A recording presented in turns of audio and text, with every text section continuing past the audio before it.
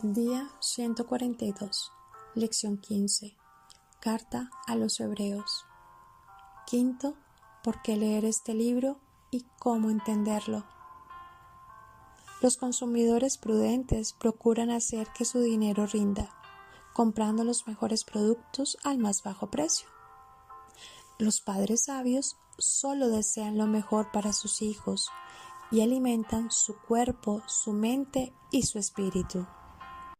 Las personas íntegras tratan de hacer la mejor inversión de tiempo, talento y dinero.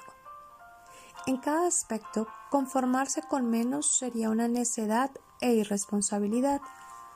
Así y todo, hay una tendencia natural a buscar lo fácil y cómodo. El judaísmo no era de calidad inferior ni fácil. Divinamente diseñada, era la mejor religión, que expresaba la verdadera adoración a Dios.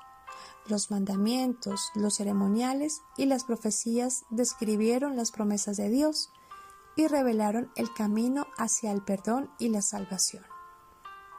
Pero Cristo vino, cumplió la ley y los profetas, venció el pecado, superó todos los obstáculos entre el hombre y Dios, y generosamente dio vida eterna. Este mensaje fue difícil de aceptar por los judíos. Aunque habían esperado al Mesías durante siglos, estaban estancados en las formas tradicionales de pensar y adorar. Seguir a Cristo era como si repudiaran su maravilloso legado cultural y la profundidad de sus escrituras. Con cautela y dudas escucharon el Evangelio. Pero muchos lo rechazaron y trataron de eliminar esa herejía. Los que sí aceptaron a Jesucristo como su Mesías, con frecuencia se deslizaron otra vez en su rutina, en una rutina acostumbrada, tratando de vivir una fe híbrida. Hebreos es un documento maestro escrito a los judíos que estaban valorando a Jesucristo o luchando con su nueva fe. El mensaje de Hebreos es que Jesús es mejor. El cristianismo es superior.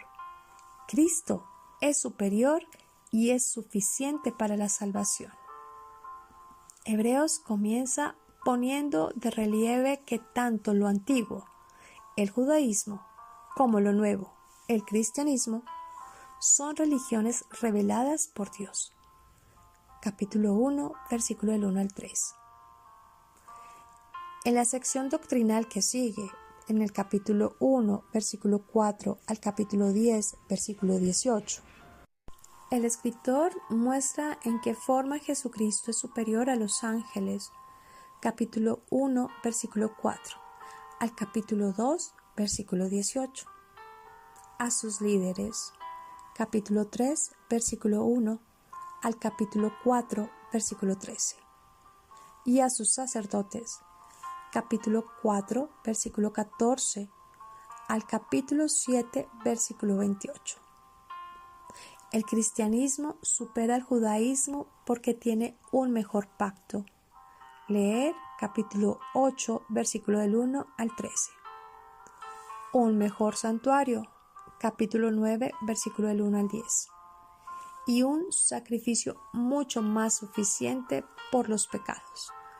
Capítulo 9, versículo 1 al capítulo 10, versículo 18. Después de establecer la superioridad del cristianismo, el escritor pasa a explicar qué significa en la práctica seguir a Cristo. Se exhorta a los lectores a mantenerse en su nueva fe, a animar a los demás y a esperar el regreso de Cristo. Leer capítulo 10, versículo 19 al 25. Se les advierte sobre las consecuencias de rechazar el sacrificio de Cristo. Capítulo 10, versículo 26 al 31. Y se les recuerda las recompensas para los fieles. Capítulo 10, versículo 32 al 39. Acto seguido, el autor explica cómo vivir por fe, da ejemplos de hombres y mujeres fieles de la historia de Israel. Capítulo 11, versículo del 1 al 40. Y anima y exhorta en cuanto a la vida cristiana diaria. Capítulo 12, versículo del 1 al 17. Esta sección termina con una comparación entre el pacto antiguo y el nuevo. Capítulo 12, versículo 18 al 29. El escritor concluye con exhortaciones morales. Capítulo 13, versículo del 1 al 17. Una petición de oración. Leer capítulo 13, versículos 18 y 19. Una bendición y saludos. Capítulo 13, versículos 20 al 25. Sin que importe en qué esté pensando como centro de su vida, Cristo es superior.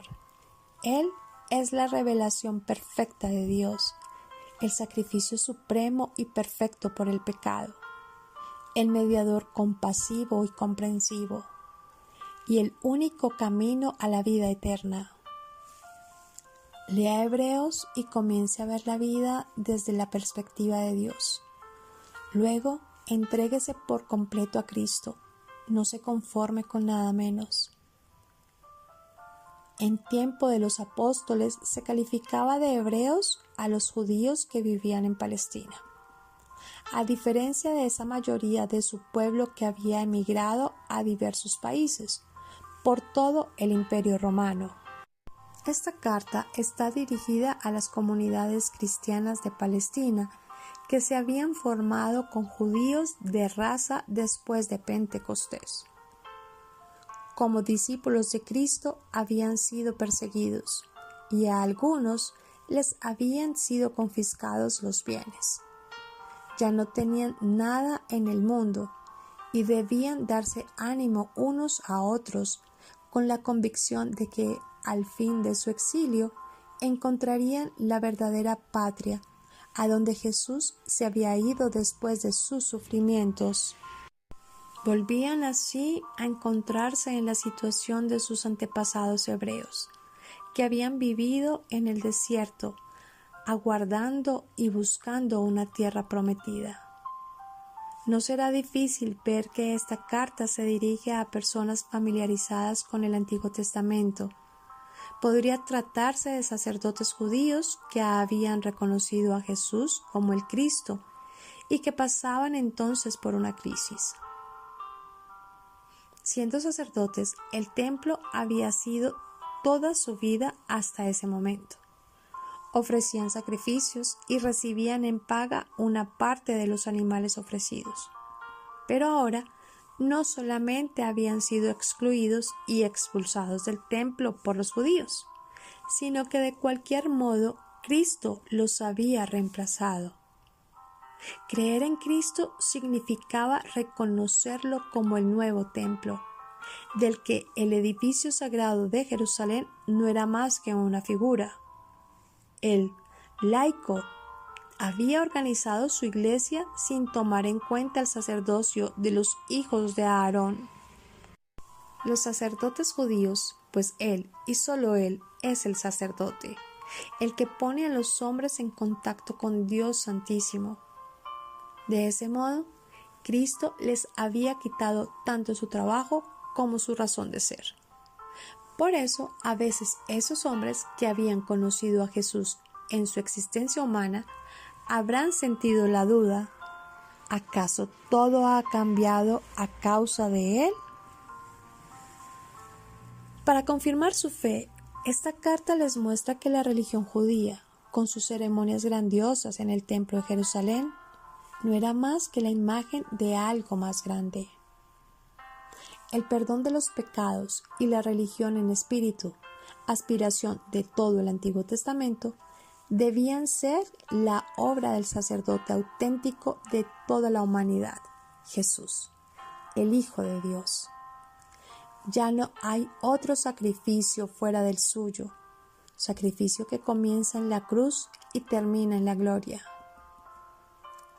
Esta carta ha despertado asombro y perplejidad. Asombro por su lenguaje solemne, perplejidad debida a los conceptos y símbolos de la difícil interpretación. Perplejidad al escuchar que esta carta no es carta, ni la escribió San Pablo, ni está dirigida a los hebreos. La inscripción a los hebreos pudo haber surgido por la fuerte influencia que el judaísmo helenista tuvo en este escrito. Difícilmente encontraremos un escrito más estimulante en el que mejor se vea reflejado el cristiano y la comunidad creyente, el que recoja nuestras vivencias y problemas con tanta hondura y humanidad, como lo hace la carta a los hebreos. Ningún escrito del Nuevo Testamento ha plasmado con tanta audacia y profundidad la más grave tentación que puede dar al traste con la identidad cristiana, tanto a nivel personal como a nivel comunitario. La tentación del cansancio, un cansancio proveniente no del trabajo, cosa normal y perfectamente explicable, sino de la pérdida de vista de las dimensiones reales del misterio cristiano, de sus exigencias determinantes, de sus esperanzas gratificantes.